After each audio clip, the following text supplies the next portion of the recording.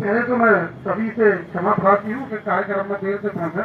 अब यहाँ से मुझे फिर जाना है, तो योगेन भैया आप सबसे कभी मुझे बुलवा दो जल्दी से, जैसे मैं चला जाऊँ, क्योंकि ये गुस्सा नहीं हो तो फिर मैं जल्दी बोल कर मान गए। इसके लिए इनका सबका, आप सबका बहुत बहुत धन्यवाद।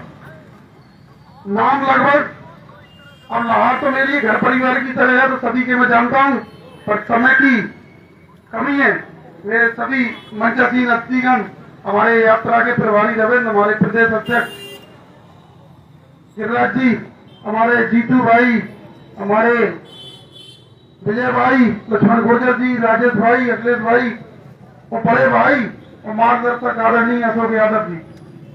मैं आपको बता दूं, जो वक्ताओं ने आपको बोला, आपकी समझ में आया हो या नहीं आया हो ये मुझे नहीं पता, पर कुछ दिन से आपने देखा होगा लाहौर के अंदर कि जब से आप अपने आप को ओबीसी कहने लगे तो न जाने कितने लोगों को पेट में अब दर्द होने लगा, केवल अपने आप को ओबीसी कहने से। तो जब हम अपने आप को ओबीसी कहने से दर्द होता है तो ये ओबीसी की हक अधिकार की बात नहीं करेंगे, ये सच्चाई है। आपको अपने भविष्य के लिए खुद लड़ना पड़ेगा और खुद सड़कों पे आना पड़ेगा। पहली बार में जब लाहौर विधानसभा में आया, योगन भाई सारे लोग हैं, पहली बार में इस विधानसभा में आया तो लोग बोले कि आए थे तो रुपये के चले गए, पर वो अगली बार नहीं आ रहा, तुम्हारा क्या होगा।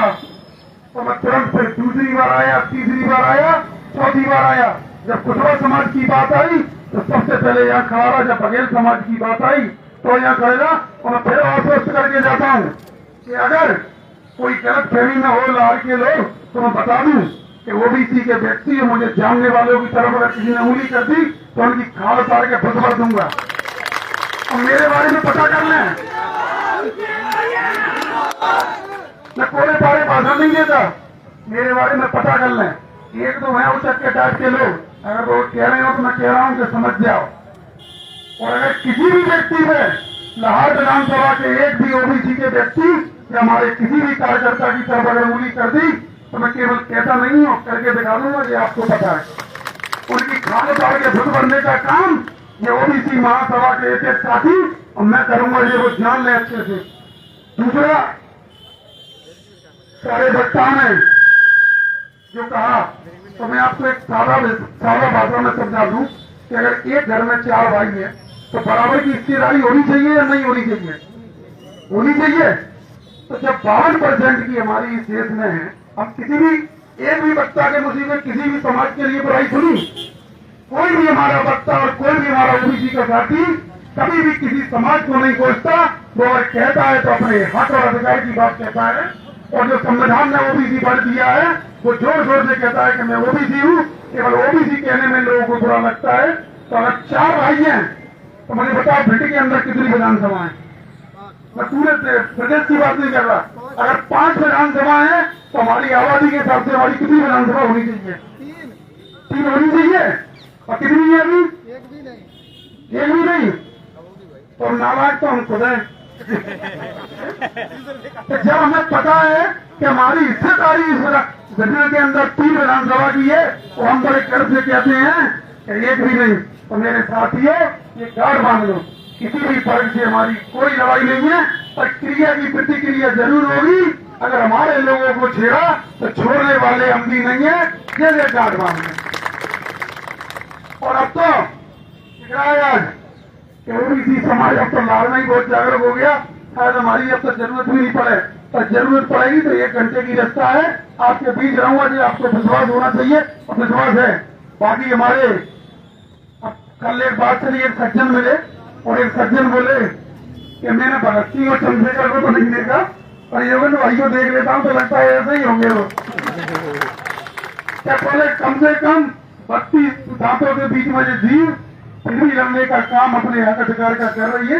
और आप सबका भी फर्ज बनता है। हमारे देवेंद्र जी हैं, हमारे योगेंद्र जी हैं, इनका साथ दो, इनके हाथ मजबूत करो और इनके साथ पूरी ओबीसी महासभा का मंच और मैं पूरी ताकत से यहाँ खड़ा हूँ। अब तो पहली बार आए थे तो यहाँ लोकल के लोग कम थे, आज तो पूरे लोकल के लोग, हमारे लोग तो गाड़ियों में बैठे हैं। और एक मीटिंग और चल रही है ईगुई गांव में, अगर वो आ जाते तो यहाँ खड़े होने की भी जगह नहीं रहती। तो मैं आपको आश्वस्त करके जा रहा हूँ, अपने हक अधिकार की बात आप पूरी ताकत से करें। किसी भी समाज का विरोध न करें, किसी समाज के खिलाफ ना बोले, पर अगर हमारे खिलाफ कोई बोलता है तो उसे छोड़ने का काम भी आप लोग नहीं करें। आज आपने देखा है, आज मूर्तियां अगर तोड़ी गई तो ओबीसी के महापुरुषों की तोड़ी गई।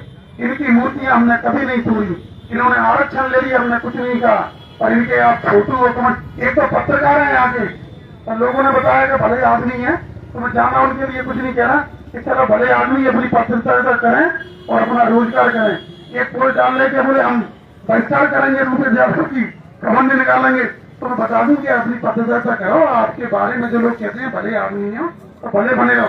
अगर हमने आपके पेपर का बहिष्कार कर दिया तो आपका पेपर जो मध्य प्रदेश में फेंकना बंद हो जाएगा और आपकी नौकरी लात मार के आपको बढ़ा देंगे आपके एडिटर। तो अगर बढ़ाई है और सच्चे हो तो सच्ची निष्ठा से जो अपना कार्य कर रहे हैं करते रहे। आगे से अगर मुझे कोई शिकायतें आई तो छोड़ने वाला मैं बिल्कुल नहीं हूँ, तो पहले पता कर लें।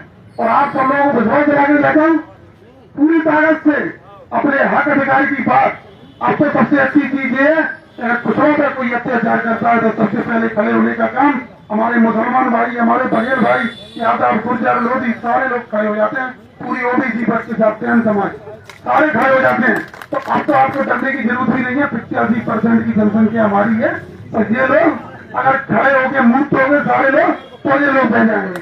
अब चलो जाऊंगा, हमने जाना कुछ नहीं कह रहा, धीरे धीरे और जाना कह रहा हूँ और पेड़ बदल होगा और विश्वास दिला के जा रहा हूँ, फिर कह के जा रहा हूँ। किसी की तरह उंगली कर दी तो खाल उतार के फुल भर दूंगा उसमें, तुझे ध्यान कर ले। जय हिंद, जय भारत, जय संविधान, जय ओबीसी। अब मुझे जाना है, मैं चला जाऊंगा सबसे।